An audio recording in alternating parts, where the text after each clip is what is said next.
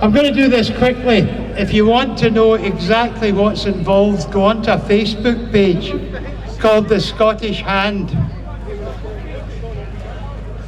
I went to Rutherglen last August and asked the crowd a question that was there, and I'm going to ask you exactly the same question. After you've heard all the speakers, you've heard the music, do we all just go home? Or do we do something? And I'm going to try and show you what happened in Rutherglen.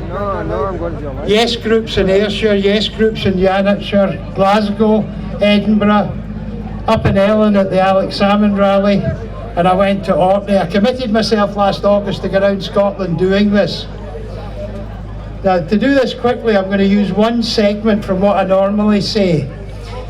They tell us we're too wee. They tell us we're too poor, and they tell us we're too stupid, and we're none of those things. I'll deal with too wee first. Think of the map you see when you see the weather forecast, and look for the Isle of Arran. Then go south to the Isle of Man. The Isle of Man has a central bank. The Isle of Man has its own currency, and the Isle of Man has its own financial regulation. The population of the Isle of Man, now remember Scotland's over 5 million, the population of the Isle of Man is 88,000 people. It's half the size of East Kilbride, so we're not too wee. If you've seen a copy of the Unicorn magazine today, I've got an article in it, it's written about Rabbie Burns' time, and it tells you when the Ayr Bank went bust and left everyone in poverty. If you go forward about 100 years, the next bank to go bust was the City of Glasgow Bank and left everyone in poverty. Go to the 1930s and all the banks were going bust and everyone was in poverty. We go to 2008, we're in poverty. That's what the cause of austerity is, the banks collapsing. There's a lesson we have to learn in that. Now I'll talk about too stupid. This is a hard one to get over, so that's why I'm recommending the Facebook page. That's what we call money. And you all know if I go into a pub just now and order a pint, I can hand that over. But you never really look at it. And this is a hard one to get over. That is a coloured piece of paper.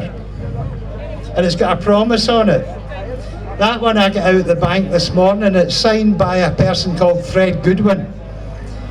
So we're using money on bits of coloured paper. Now what I've done, and all the visits I've been to, and I'll finish in this, is I've taken a pen, and I've taken pieces of paper, and I've asked fellow Scots to make their promise about their currency. And I've asked them to put a pound coin. Pound is coins are the only legal in tender in Scotland. No notes are. And put it into that bottle.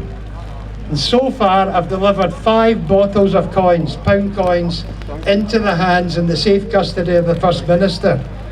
And on the 1st of January 2017, I made a presentation to the First Minister of the first Scottish currency in 300 years. She's got it in Holyrood. If you want to join in, you can go home, it's a lousy day. Go down to the Yes Rutherglen tent, there's pens there, there's bottles there. If you want to go home having done something, if you want to start an independent currency, not after the referendum, starting now, you can help me. Thanks folks.